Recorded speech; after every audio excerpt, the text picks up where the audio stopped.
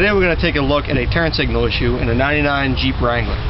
I'm not going to get too far into the diagnostic process on this, just more make this a quick video on a quick repair that you can do to the actual flash on this Jeep instead of buying a new one.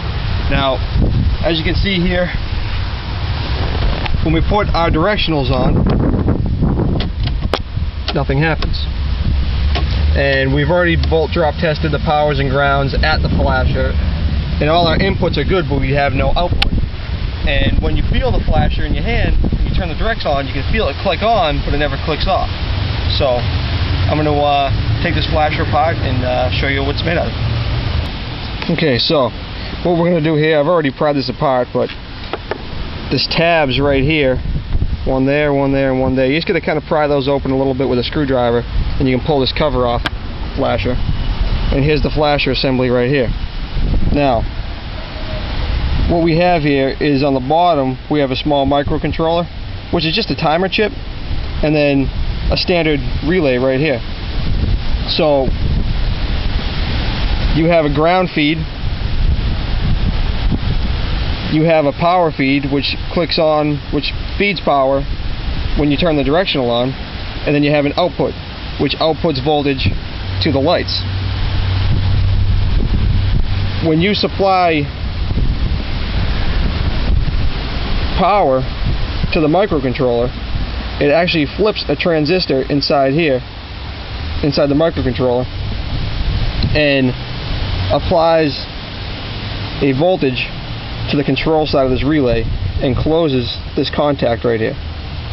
Once the contact closes, now the control side goes high, and it switches the transistor in here to the off position and opens it, and that cycle continues, and that's what flashes your lights.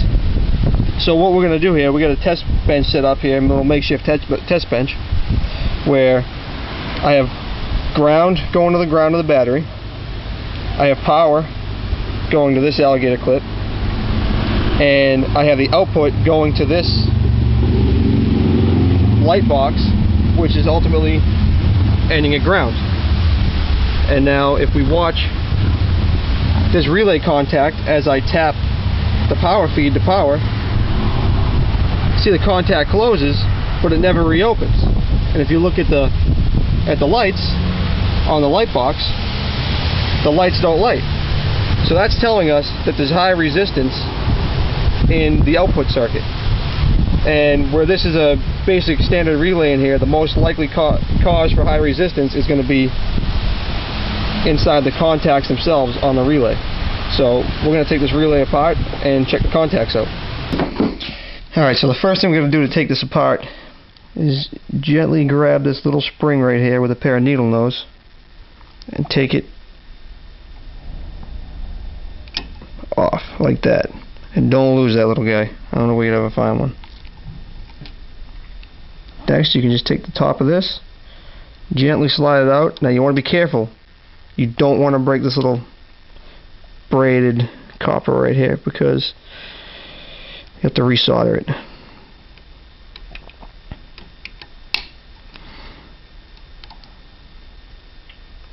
Now it's a little tight, but with a little wiggling, you should be able to slide it out of there.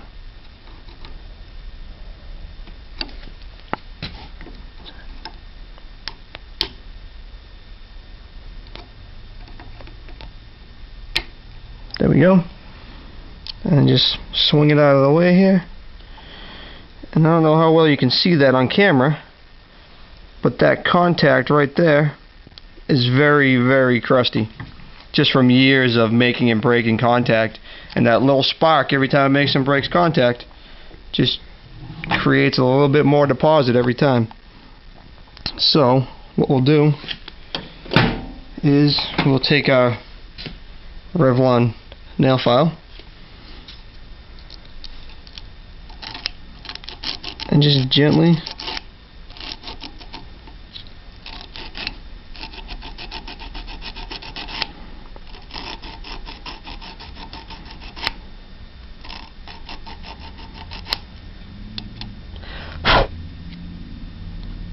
file that contact clean. We might need something a little more abrasive. It's a pretty heavy deposit. We'll switch over to an actual mini file. There we go.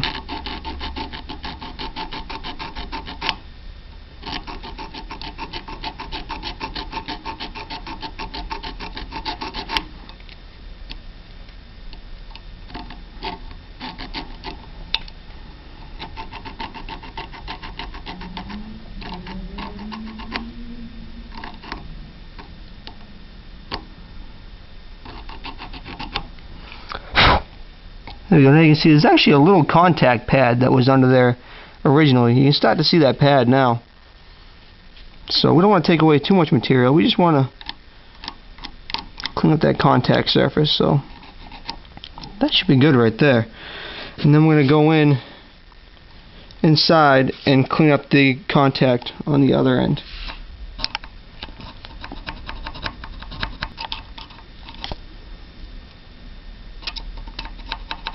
Alrighty, that contact's pretty clean, that one's clean. Now we'll just put it back together. Just taking care, again, not to break any little pocket screwdriver or something. Get everything back where it came from. But you just really have to take care not to break that little copper strand.